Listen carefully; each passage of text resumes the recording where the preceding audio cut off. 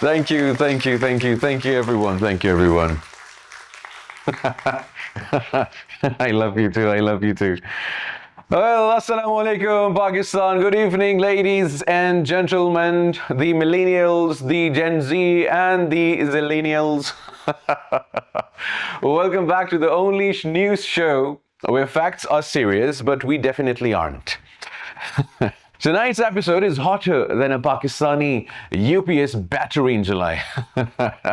We're going to talk a lot. We're going to talk about a lot of things today. We've got a lot to talk about. But in the beginning, I want to talk about the Quetta blast that happened today. Very unfortunate. It is a sad day for Pakistan and for the people, the families of the martyrs, the civilians, the soldiers, who are sacrificing their lives for Pakistan. And I think we need to applaud them, and we need to pay a tribute to the courageous soldiers who lost their lives, to the courageous civilians who lost their lives. It is a salute to all of you and to all of your martyrs' families.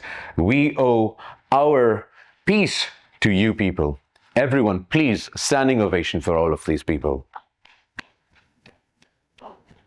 And in the beginning of the show, I do want to speak about this. I know the show is not a serious show, but there is something which we all need to be serious about, and that is rejecting negativity in our lives. And you can see such people. These are tweets unbelievable. From Pakistani accounts, I don't know who's controlling them, but these are people who are celebrating the blast that killed innocent civilians. And it needs to stop, and it needs to stop now. Well, moving on now. Israel just threatened China for a war. Imagine that. We're going to talk about that. We're going to talk about Pakistan's becoming Gaza's peacemaker. And Rahul Gandhi has just been threatened by BJP, which is the governing body in India, that they are going to shoot him in the chest. Unbelievable things happening in our neighborhood. But good things are happening in Pakistan. The Navratri celebrations are ongoing, of course, in Pakistan, because if minorities cannot celebrate, at least the rumor mill can. Well, today is the day we're going to roast and toast some people. Let's start with China's military parade. So, Israel just threatened China that we are going to avenge. And we are going to take care of you, and we are going to, maybe attack you, maybe. So China pulled out the big toys, nukes, drones, missiles, basically an AliExpress military kit. And guess what? She said, not she, the Chinese president, Xi Jinping said, the shipping's free. Xi Jinping proudly declared the army is unstoppable and unstoppable? Wait, my Suzuki Miran says the same thing, usually right before it crashes because the brakes failed. Well, there's a difference between the Chinese products in Pakistan, and there is a big difference between the Chinese products that go, to the other countries. In Pakistan, it's the 7th copy, I think, the cheapest copy, because Pakistanis are very looking forward to being, very financially cheap. And the United States wasn't impressed with the Chinese parade. Trump was looking not happy. He said, this is provocative, very unfair. Putin and Kim got invites. I didn't. And imagine Trump in the Tiananmen Square. Tremendous tanks, beautiful missiles. She's a great guy. I don't know if I'm doing the Trump thing right, but maybe he tries to speak like that. Maybe too great, sad. But wait, there's a plot twist. Apparently, Israel threatened China, as I said in the beginning. And yes, Israel's population is smaller than Karachi. And imagine that. And China's population is bigger than the entire internet. That's like a lassi shop owner warning Coca-Cola, watch out, I'm coming for you. I'm coming for your global market. And the cherry on top, Israel thinks the US can beat China by showing off its own military parade. This happened. Every corner of the world in less than 20 minutes and destroy any target in any corner of the world without any possibility. Unbelievable. Check this out. There's a big difference. The US forgot to iron their clothes or the uniforms before the parade. A parade, bhai. Since when did parades decide wars? I don't know. If parades worked, Pakistan would have conquered the world every 14th August with our school bands and plastic flags. Unbelievable. And imagine Israel threatening China is like the Hobbit from the Shire, and he's going one-on-one with the Sauron, the Black Lord, the Dark Lord. This clip reminds me of China working. This clip from an episode of WWE reminds me of how the war is going to be between Israel and China. Look at this. Oh my God, yes, this is funny. This is funny. Well, moving on now, Gaza's peace plan and Pakistan's strong role. So there was a peace plan. Muslim countries were taken on board the peace plan in the UN, at the UNGA, and they decided that the war in Gaza needs to end. So America launches a 20-point Gaza peace plan, and Pakistan immediately says, yes, that is a good plan. And suddenly the Twitter University graduates lose their minds. Pakistan has recognized Israel. Bhai, relax. If Shehbaz tweets about Pepsi, you'll claim he sold Gwadar Port for a cold drink? Doesn't make sense. Now let's talk about the hall of hypocrisy. When Prime Minister Shehbaz and General Asim Munir, Field Marshal General Asim Munir, meet Donald Trump, the Zionist agents, right?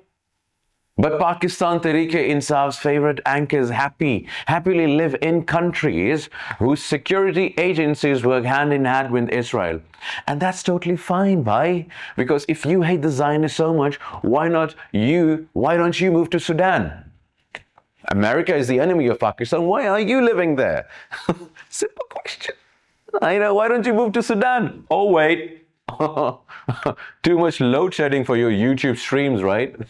Can't get views from Sudan. Unbelievable. And then comes this drama queen herself with a tweet. She is the lady who supposed Zionist-backed terrorist groups in Pakistan, has never condemned any terrorist attack in Pakistan. Wah, madam, mashallah, subhanallah. But where was this deal? Che Guevara energy. Where was this Che Guevara energy when an Israeli diplomat publicly apologized to Pakistan? Complete silence. The internet was shut. Everyone was shut. No one was appreciating Pakistan at that moment. Come on, Pakistan is the only country in the world who made Israel apologize publicly in front of the world. And you do not appreciate that. But Pakistan is going on for a peace, and everyone loses their minds. It's like the whole Pakistani population is high on lassi or something. Selective outrage. Oh my God, this is just unbelievable. The PTA clown car doesn't stop. Fawad Chaudhry, he wrote on the tweet, look at this tweet. Poor taste, no consultations. Bro, it's a tweet. It's not a treaty. It's just a tweet. Come on. It's not a treaty. No one is recognizing Israel. This is so funny. That's like, complaining your chai is too garam while Gaza is on fire. And talking of politicians, there's a politician, Pakistani defense minister. He turned out, he accepted the invitation to appear on this guy's show, and he gave a lesson to all the politicians in Pakistan. When this guy calls, you block him. You block him. You don't go to the Mehdi Hassan show. You never go there. You block him. You block him. You don't go there. Poor guy. Well, he is our handsome defense minister. We appreciate him, Mr. Khawaja Asif. He is quite courageous to go on his show, although. But you don't go. You don't go. Anyways, continuing. Israel massacred over 6.8 million Muslims, including kids, and our Twitter patriots are busy scrolling memes and are busy, sharing Samia hijab and other secret leaked videos. You can do that, but you can't speak about the Muslims being massacred. Shots fired. I know. Reality check. Come on, that's a reality check for you. But the moment Pakistan supports a peace plan, suddenly their laptops catch fire and Twitter goes, "Alert, Zionist conspiracy incoming." There is no recognition here. Pakistan stood up for Palestine on the global stage. Stop inventing Israeli fairy tales. You're just backing your next viral clip. One is fighting for Gaza and the other is fighting for TRPs. Mic drop. A lot of things are happening in the world, ladies and gentlemen. Now let's go. Now in India, despite being the rape capital of the world, a BJP spokesperson said bullets will pierce Rahul Gandhi's chest. Imagine this: you're having politicians. Imagine you invite people on the family function, and then instead of biryani, they're like ta ta ta ta ta ta ta ta ta because you're Gandhi's son. Ta ta ta ta ta ta ta ta ta. This is happening in India. Unbelievable. Arre bhai, calm down. He's Rahul Gandhi, not Sunny Deol in Gaddar 3 or something. His chest isn't for bullets. It's for oversized kurtas and emotional speeches. Oh my God. Congress screamed death threat. Rahul Gandhi probably, just shrugged and said, relax, yaar. This is called a Tuesday in India. Kerala police filed an FIR, but in India, FIR basically means file it, then relax. and by the time they act, Rahul Gandhi will be old enough to join RSS yoga camps and teach meditation to Baba Ramdev. Baba Ramdev, you know this guy? Funny guy. And the funniest part, Indian politics has turned into a chess competition. One side says Rahul Gandhi's chest will take bullets, and the other side says Modi's chest is 56 inches. Between these two chests, poor India is suffocating like a passenger in Delhi's metro. Well, now that's enough talking about the neighbors. Of course, the neighbors are an international embarrassment wherever they go. We would offer free coaching to Modi and to the Indians who are looking to become good, better people in the world. Pakistanis can, teach you a lot of things. Pakistanis can teach you a lot of things. And speaking of Pakistan can teach a lot of things, we can teach one thing, that is taking care of our minorities in Pakistan, because the Navratri celebrations are ongoing in Pakistan, ladies and gentlemen. Yes, breaking news from Pakistan, at least, at least our minorities get to dance a little. In India, Muslims can't even breathe without checking if Modi's chest approves it or not. That is true. I remember the police arrested a Indian Muslim, just because he said, "I love Muhammad." Unbelievable things happening in India.